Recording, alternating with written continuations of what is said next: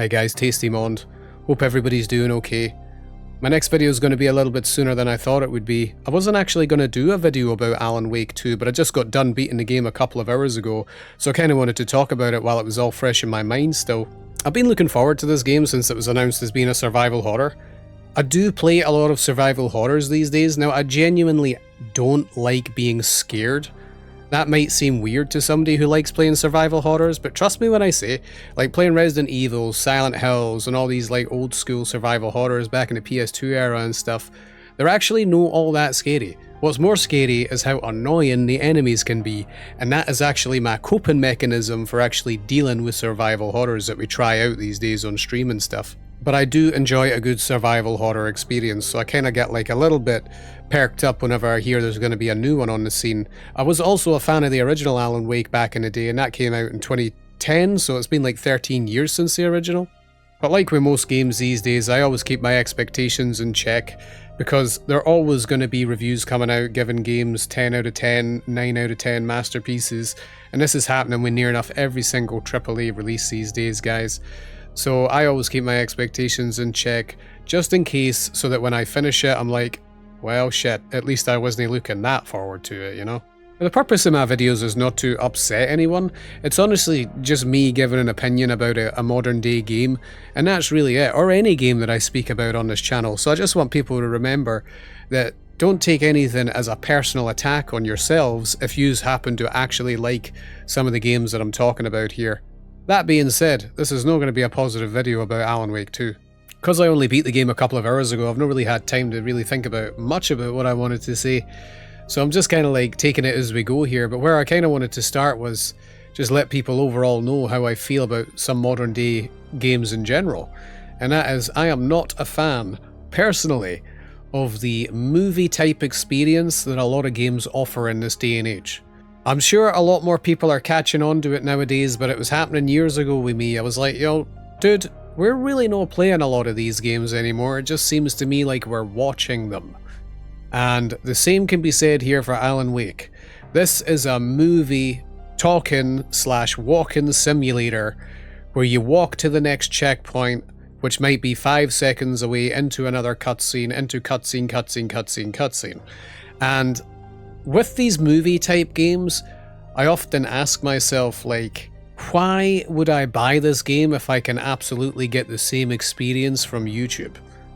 I genuinely think that is a problem. A serious problem for your gameplay if you've got somebody asking that question. I remember when the game first started, I was kind of like intrigued by the mind place mechanic that they've got going on, where you put the sticky notes on the wall, you investigate the cases, and it's like, oh, this is cool, she's got some sort of sixth sense and can tell what's going on, and that enters into a little cutscene. These are all like pretty cool features about the game's story that it shows you, and it's pretty fun the first few times. But when you get to your 50th time, it definitely gets tedious, and it really outstays its welcome with the amount of times these mechanics happen within the game.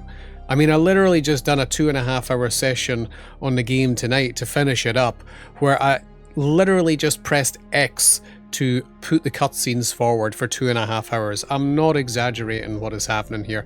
The gameplay balance between story and actual gameplay, or what they want to call gameplay, is absolutely terrible in my opinion.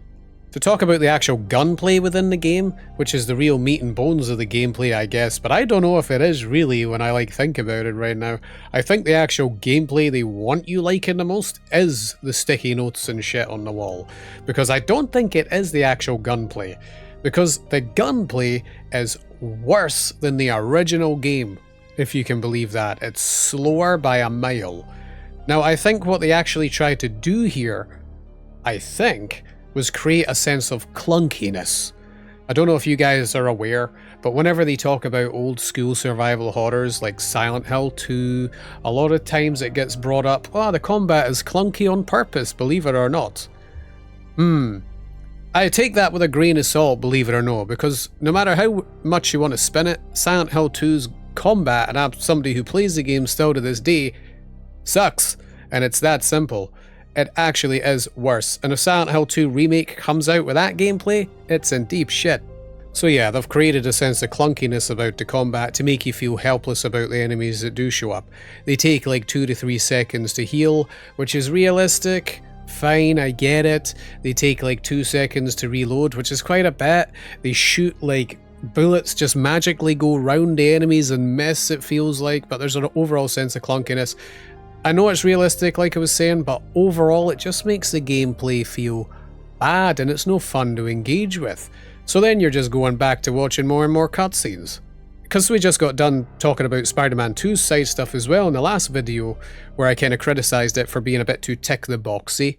If they consider this gameplay, which I don't, it's genuinely like terrible. You just literally have to search every single nook and cranny of the map for like 20 lunchboxes and 20 stash boxes. And guess what you get from them? Manuscript pages to upgrade your weapons. Sounds cool. But in the stash boxes as well, all you get is ammo and flares. Extra ammo and flares. But this game actually has like a serious hoarding problem, where you get too much ammo, so you have to put them in your shoeboxes to keep it all there. So you actually find yourself having like too much ammo, and I was even playing on the hard mode and I had far too much ammo at the end of the game. But the thing is, the end of the game actually takes all that ammo away from you. So ultimately making the stash boxes feel useless. And it's the same with the manuscript pages as well that you get from the lunchboxes, because you use them to upgrade your weapons, but if you don't upgrade your pistol, which is all that you're left with at the end of the game, what was the point in it?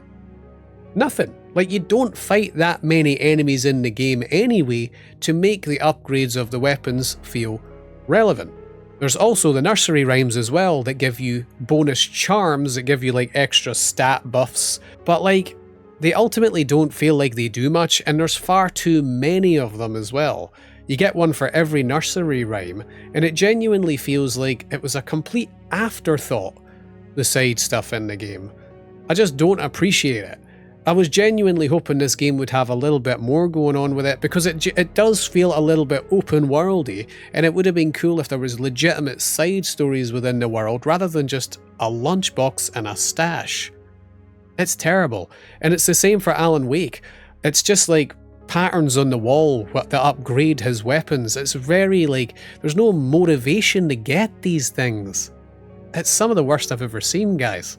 I don't really want to spoil anything about the story for people who are actually going to play the game, but I think the overall sections that I preferred in the story eventually became Alan Wake's. There was a couple of sections in the game that played out very well, but like I said, they were very choreographed areas, and there wasn't much combat to them or anything.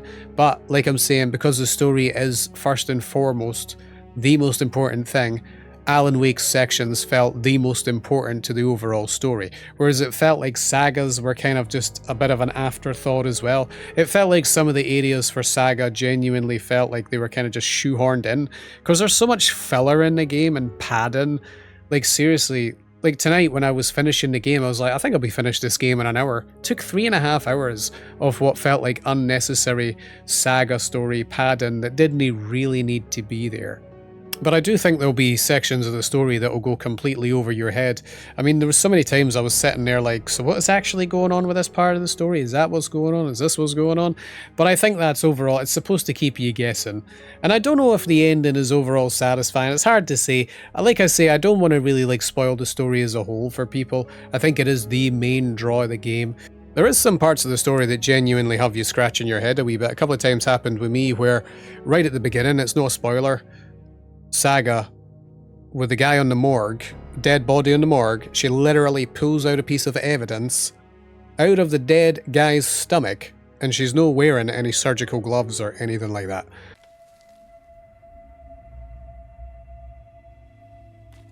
She's not put gloves on? Seems a bit weird. I feel like people would wear surgical gloves doing that kind of thing. Seriously? Like, correct me if I'm wrong, but I think they would. It might be a bit of an oversight. It feels like a bit of an oversight. Another thing that kind of happens with the story, and I found this happening as well, is I don't think the developers are too good in some areas of explaining that you need to do something before doing the other thing. I know that might sound weird as to what's happening, but I came across a section in the game where I was like, oh, we needed a fuse. I could tell that we needed a fuse. So I found myself in a part of the story finding that fuse to go back to that part of the game and put the fuse in the box. And then I was like, oh, we actually can't do anything here though. There's nothing to do in this area. So I'd actually done it ahead of schedule, if that makes sense. I needed to progress the next part of the story to find out that the fuse even needed to go there. But the game actually let you put the fuse in the box before you even done that part of the story. So I was roaming around like for 15 minutes, like, oh man, like, am I missing something here? Is there a bug going on with the game? And when I literally just needed to progress the story more. But the thing is, the game kind of makes you feel like, oh, if you see the fuse, you've seen a fuse box, you'll go back to the fuse box and see what's going on. I don't feel like that was my fault. That happened a couple of times in the game, actually. Now, because this game is a bit of a walking simulator, let me tell you about some areas of the game that will affect everyone's experience. This game is buggy. And broken, as far as I'm concerned. I mean, so many bugs happened in this game. I had less bugs happen in a game like Baldur's Gate 3 and Starfield than I did this game, which is essentially walking from A to B.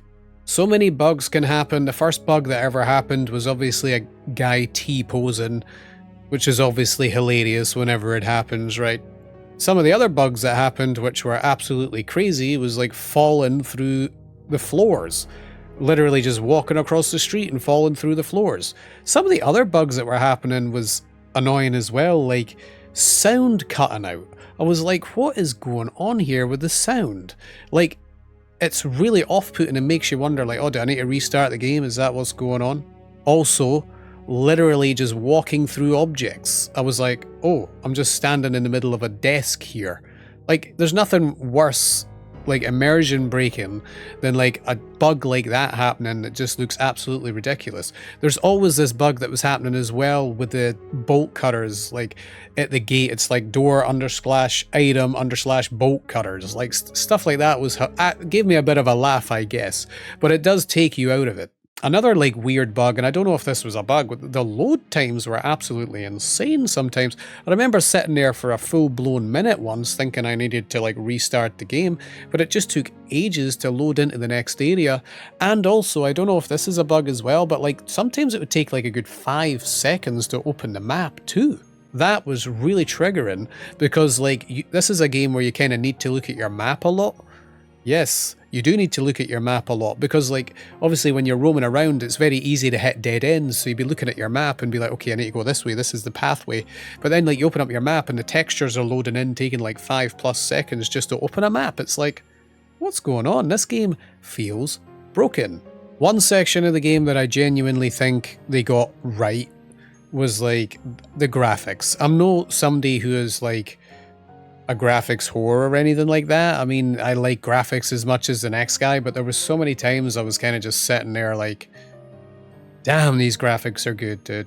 They genuinely look like some of the best graphics I've ever seen. There's so many characters in some games that, like, exaggerate acting. Like, I feel like a lot of games these days are, like, overacted. It looks like some of the characters are acting, the way they move their hands and faces and stuff. But it genuinely feels like Alan Wake 2 is one of the games that done that part right. It feels like people are acting the way normal people would act, and that's all thanks to how great the graphics look in the game. And the graphics obviously add to the overall atmosphere. Some of the best sections in the game are like Alan Wake's sections that feel so atmospheric. Saga's sections don't really feel atmospheric as much because you're kind of just roaming around the forest. Sometimes it can feel a wee bit like that. But Alan Wake's section, like I say, my favourite section of the game was definitely in the hotel. That section is really well done in terms of atmosphere.